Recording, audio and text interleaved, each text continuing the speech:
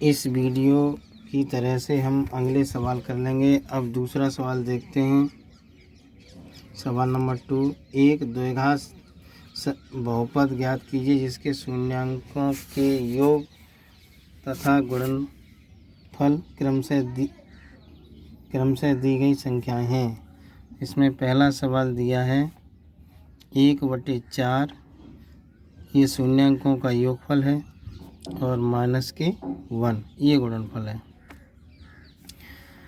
तो इसका हमें द्विघात समीकरण ज्ञात करना है। तो पहले हम मान लेते हैं, माना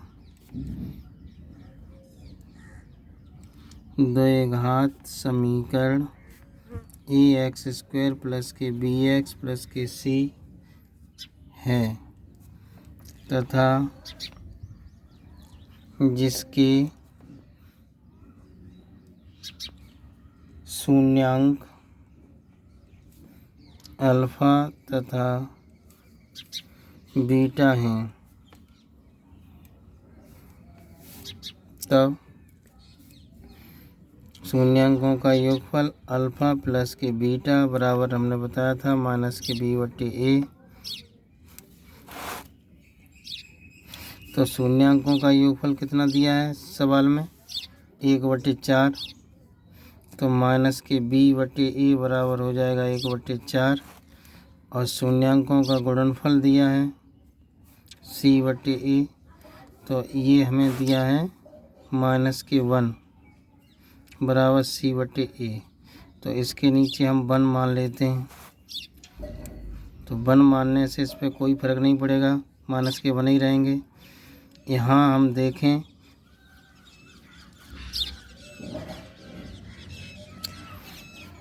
ये समीकरण 1 और ये समीकरण सेकंड। समीकरण फर्स्ट एंड सेकंड से ए, बी तथा सी के मान की तुलना करने पर, तो यहाँ से यहाँ देखें हम तो a बराबर यहाँ 4 है, यहाँ a बराबर कुछ नहीं 1 मान लिया, लेकिन a बराबर यहाँ पे 4 है तो यहाँ 4 ही माने। 4 का गुणा करें और 4 का भाग, अंश और हर में इसमें 4 का गुणा कर लिया हमने। तो यहाँ भी a बराबर 4 हो गया, इससे a बराबर 4 मिल गया हमें। तो यहाँ a बराबर 4 और b बराबर हो जाएगा, यहाँ से देखें तो -1 और c बराबर हमें मान मिल जाएगा -4। यहाँ से 4 × 4 मतलब -4। अब a, b, c के मान हम इस द्विघात समीकरण में रख देते हैं। a, b तथा c के मान द्विघात समीकरण में रखने पर, तो ax² + के bx + के c, तो ये मिल जाएगा हमारा a का मान 4ax², b का मान -1 गुणा x और c का मान -4, तो 4ax² के x और -4, यही द्विघात समीकरण होगा। ये द्विघात समीकरण में प्राप्त हो गया, यही द्विघात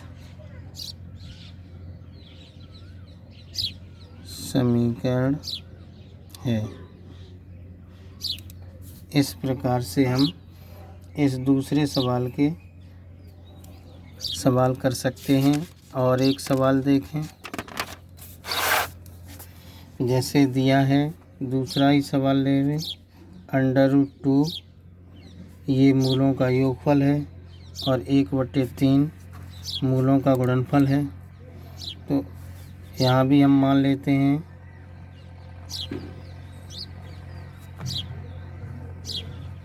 माना द्विघात समीकरण ax² प्लस के bx प्लस के c है, जिसके शून्यांक अल्फ़ा तथा बीटा हैं। तब शून्यांकों का योगफल हम अभी पीछे सूत्र से देखें, माइनस के b/a। तो शून्यांकों का योगफल कितना दिया है? √2 माइनस के b/a समीकरण, इसे 1 मान लें।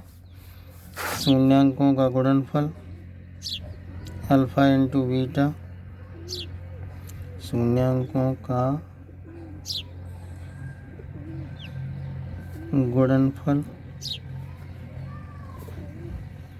c/a, गुणनफल दिया है 1/3 बराबर c/a। तो यहाँ से a का मान देखें 3 है और यहाँ a का मान कुछ नहीं है।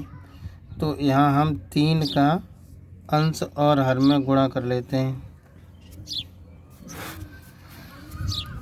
तो a का मान बराबर करने के लिए तो a और ये समीकरण सेकंड, समीकरण फर्स्ट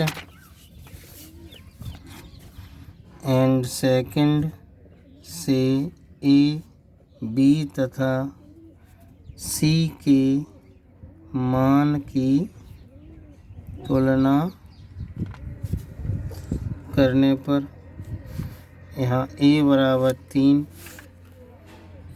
और b बराबर मिल जाएगा माइनस के 3√2 और c का मान हमें मिल गया 1, c बराबर 1। ये a b c के मान द्विघात समीकरण में रखें। a b तथा c के मान द्विघात समीकरण में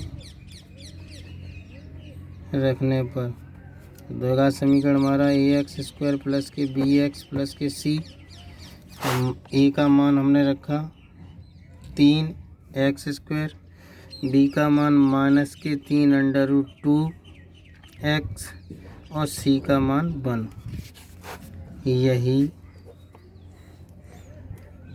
द्विघात बहुपद होगा। इस प्रकार से हम दूसरे क्वेश्चन के सारे सवालों को निकाल सकते हैं। धन्यवाद।